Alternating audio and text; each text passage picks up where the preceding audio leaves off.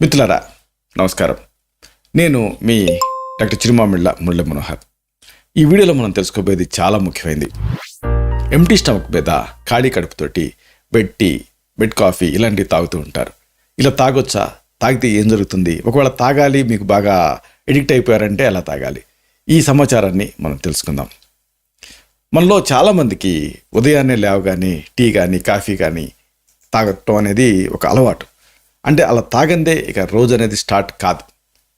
అయితే ఇదే సమయంలో ఈ టీలు కాఫీలు ఇవన్నీ సూపర్ బజార్లో అమ్ముతారు కాబట్టి ఇవన్నీ కృత్రిమమేమో అని అనుకుంటూ ఉంటారు. నిజానికి అవి న్యాచురల్ ప్రోడక్ట్సే. అయితే ఏదైనా న్యాచురల్ అన్యాచురల్ అని కాదు, కానీ ప్రతిదానికి కూడా ఒక పద్ధతి, ఒక పరిమితి ఉంటాయి కదా, అది ఫాలో అవటం ముఖ్యం. ఉదయాన్నే ఖాళీ కడుపుతోటి కాఫీ టీ తాగితే ఆరోగ్యానికి మంచిది కాదు. అతి సర్వత్ర వర్జయేత్ అంటారు. అంటే ఏ పదార్థమైనా దానికి గుణధర్మాలు ఉంటాయి. ఆ గుణధర్మాలు మన శరీరంలో ఉండేటటువంటి సర్కేడియన్ సైకిల్స్ తోటి కోయిన్సైడ్ అవ్వాలి. అప్పుడే ఏదైనా ఆరోగ్యం. ఉదయాన్నే పరిగడుపున టీ కాఫీ ఇలాంటివి తాగితే అనేక ఇబ్బందులు. కొంతమంది పేషెంట్స్ని చూస్తున్నాను, రోజువారీగా యాంటాసిడ్లు 20 సంవత్సరాల నుంచి మింగుతున్నవాడు ఉన్నారు. అలాగే H2 బ్లాకర్స్ మింగుతున్నవాడు ఉన్నారు. అయినా కానీ ఎసిడిటీ తగ్గదు. ఎందుకు తగ్గదంటే బేసిక్ విషయం మీద వాడు ఫోకస్ పెట్టడం లేదు. అదే టీ కాఫీలు. ఎంటీ స్టమక్ మీద పరిగడుపున టీ కాఫీ తాగితే ఎసిడిటీ అనేది ఇక ఎప్పటికీ తగ్గదు, ఎన్ని మందులు వాడినా. అలాగే ఛాతీలో మంట, ఇంకా గ్యాస్. మీకు ఒకవేళ ఇలాగా క్రానిక్గా ఈ సమస్యలు ఇబ్బంది పెడుతూ ఉంటే జస్ట్ టీ కాఫీలని ఎంటీ స్టమక్ మీద తాగటం మానేసి చూడండి. ఆశ్చర్యకరమైన మార్పు కనిపిస్తుంది. అంటే ఒక మంత్రం వేసినట్టుగా ఈ సమస్య నుంచి మీరు బయటపడతారు. అలాగే ఈ టీ కాఫీలతో ప్రాబ్లం ఏంటంటే ఇవి డయూరిటిక్స్, అంటే నిర్జలీయతను కలగజేస్తాయి. అంటే మూత్రాన్ని జారీ చేస్తాయి. మూత్రం జారీ అవటం వల్ల డీహైడ్రేషన్ వస్తుంది. డీహైడ్రేషన్ ఎప్పుడైతే వస్తుందో అప్పుడు నాలిక తడారిపోవటం, మాట పెగలకపోవటం, ఇలాంటి అనేక సమస్యలు వస్తాయి.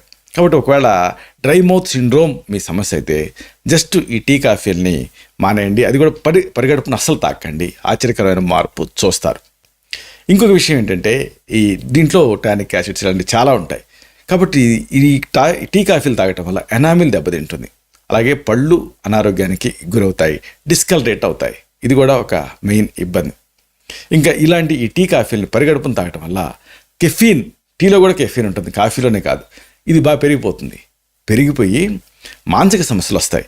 అంతవరకు మీరు ప్రశాంతంగా ఉండే వాళ్ళ ఉన్నటువంటి మీ ఆ మానసికమైనటువంటి స్థితిలో మార్పు వచ్చేస్తుంది. ప్రతి వాళ్ళ మీద కోపగించుకుంటూ ఉంటారు, చిరాగ్గా ఉంటూ ఉంటుంది, ప్రధానంగా ఆరాటంగా అనిపిస్తూ ఉంటుంది, ఇంకా ప్రధానంగా గుండెదడు ఉంటుంది. అన్ఎక్స్ప్లెయిన్డ్ పాల్పిటేషన్, అంటే అకారణంగా గుండె దడ కొట్టుకుంటూ ఉంటుంది. మీకు ఏం చేయాలో అర్థం కాదు. తీరా కారణం ఏమిటి అంటే ఈ టీ కాఫీలు తాగటం, వాటిలో ఉండే కెఫీన్ అనేది కారణం. పాల్పిటేషన్ మీ సమస్య అయితే, గుండెదడ మిమ్మల్ని ఇబ్బంది పెడుతూ ఉంటే జస్ట్ ఈ టీ కాఫీలు మానేసి చూడండి, మెయిన్గా కాఫీ మానేసి చూడండి. ఆశ్చర్యకరమైన మార్పు కనిపిస్తుంది. ఇక పొద్దున్నే ఈ బెడ్ టీ దీన్ని తాగటం వల్ల నోట్లో బ్యాక్టీరియా ఉంటాయి కదా, రాత్రంతా పెరిగిపోతాయి. అవి పేగుల్లోకి నేరుగా వెళ్ళిపోతాయి. ఇంకేముంది, ఆ కల్లోలం అయిపోయి ఆ రిఫ్లెక్స్, జీర్ణాశయ సమస్యలు వస్తాయి. కాబట్టి ఇప్పుడు ఎట్లయితే పిల్లలు పోస్ట్ నేసల్ డిశ్చార్జ్, అంటే కఫం సైనస్ నుంచి కిందకి దిగినప్పుడు దాన్ని మింగుతారు కదా, వాళ్ళకి పొద్దున్నే వాంతులు అవుతాయి చూసారా, అచ్చం అలాంటి ఫీలింగే వస్తుంది. అంటే ఆ రిఫ్లెక్స్ ఇబ్బంది పెడుతూ ఉంటుంది. కాబట్టి ఆ బ్యాక్టీరియా లోపలికి వెళ్ళి ఆమాశయాన్ని కల్లోలపరిచి స్టమక్ లైనింగ్ని, అది ఈ రిఫ్లెక్స్కి, తర్వాత వామిటింగ్ సెన్సేషన్కి, వీటన్నిటికీ కారణం అవుతుంది. మెయిన్గా ఇండైజెషన్కి కారణం అవుతుంది. ఇక రాత్రిళ్ళు పడుకోబోయే ముందు వీటిని తాగుతూ ఉంటారు. దీంతో అనవసరంగా అది స్టిమ్యులేట్ అవుతుంది కదా, దాంతో నిద్రలేమి వచ్చి ఆ నిద్రలేమి ప్రభావం ఉదయం మొత్తం కూడా ఇది డిస్టర్బ్ అయిపోతుంది.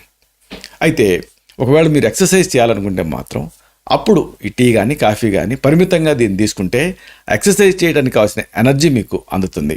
అలాగే వీటిలో ఉండేటటువంటి కెఫీన్ ఇదంతా హార్ట్ రేట్ని పెంచి క్యాలరీస్ని బర్న్ చేయడానికి సహాయపడుతుంది. కాబట్టి మరీ చిక్కగా కాకుండా, మరీ ఎక్కువ పంచదార వేయకుండా టీ కాఫీని ఎక్సర్సైజ్ ముందు మీరు తీసుకుంటే ఆ ఎక్సర్సైజ్ చేయడానికి కావాల్సిన ఎనర్జీ మీకు అందుతుంది.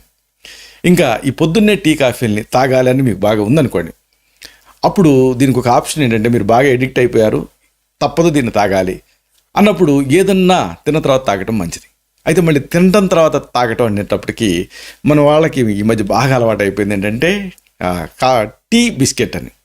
ఆ పేరుతోటి టీ స్టాల్స్ కూడా వచ్చాయి, ఆ పేరుతోటి కొన్ని సీరియల్స్ కూడా వచ్చాయి. అంటే ఆ బిస్కెట్ తింటూ టీ తాగటం అనేది చాలామందికి ఒక ఎక్స్పీరియన్స్ మార్నింగ్ టైం. ఆ మార్నింగ్ టైం ఎక్స్పీరియన్స్ని చాలామంది మిస్ అవ్వటం లేదు. అయితే దీంతో అనేక సమస్యలని వీళ్ళు ఎదుర్కొంటున్నారు. కాబట్టి బిస్కెట్ తిని టీ తాగటం అంటే ఇక్కడ విషయం ఏంటంటే ఆ బిస్కెట్ అంతా కూడా మీరు చూడండి రిఫైన్డ్ మైదా ఉంటుంది, అలాగే బ్రోమినేటెడ్ వెజిటబుల్స్ ఆయిల్స్ ఉంటాయి, అలాగే ఆర్టిఫిషియల్ ఏజెంట్స్ ఉంటాయి, ప్రిజర్వేటివ్స్ ఉంటాయి. బిస్కెట్లో ఏముంటుందండి? పిండి తప్ప. కాబట్టి మీరు ఏదైనా తిని టీ తాగాలనుకుంటే, అంటే తిని టీ తాగటం మంచిది, ఎసిడిటీ రాకుండా ఉంటుంది. కానీ తిని టీ తాగాలనుకున్నప్పుడు బిస్కెట్ తినకండి. మరేం తినాలి? చక్కగా బాదం పప్పులు రాత్రి నానబెట్టుకొని బాదం పప్పులు తినొచ్చు, వాల్నట్స్ తినొచ్చు. ఇలాంటి ఈ డ్రై ఫ్రూట్స్ తింటే దానివల్ల దాంట్లో ఫైబర్ ఉంటుంది, దానివల్ల ఉండేటువంటి విటమిన్స్ అన్నీ మీకు అందుతాయి. అన్నిటికీ మించి అద్భుతమైన ఆరోగ్యం మీకు సిద్ధిస్తుంది. కాబట్టి తిని టీ తాగాలనుకున్నప్పుడు బిస్కెట్ కాకుండా ఇలాంటి డ్రై ఫ్రూట్స్ని నానబెట్టుకొని తినొచ్చు. అంత టైం లేకపోతే నేరుగా కూడా తినొచ్చు. అయితే ఈ టీ కాఫీలు ఏదైనా సరే రోజుకి 2 కప్పులు మించకుండా చూసుకోండి. అప్పుడు అంతగా ఇబ్బంది ఉండదు. దీంట్లో ఉండేటటువంటి ఆ ఫ్లావనాయిడ్స్ మీకు సహాయపడతాయి. అసలు మీకు ఒక ఆసక్తికరమైన విషయం ఉంది.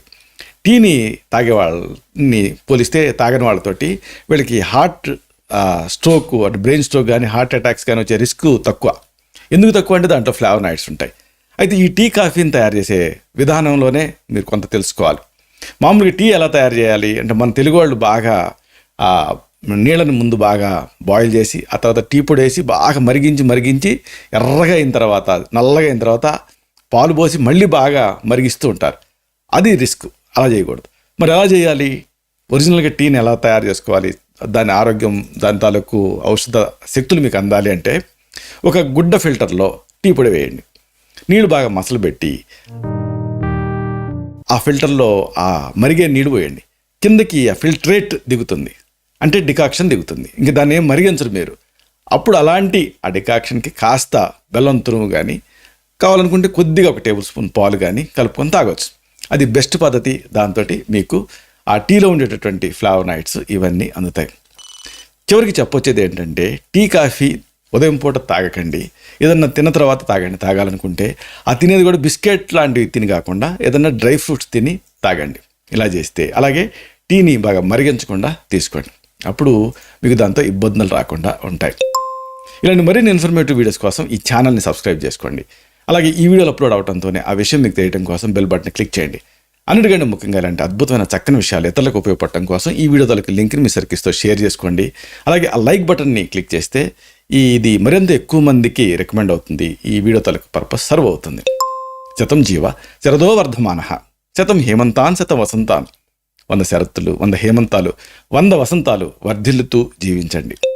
Stay healthy, stay happy, be positive, keep smiling, stay safe. Love you all. శుభం.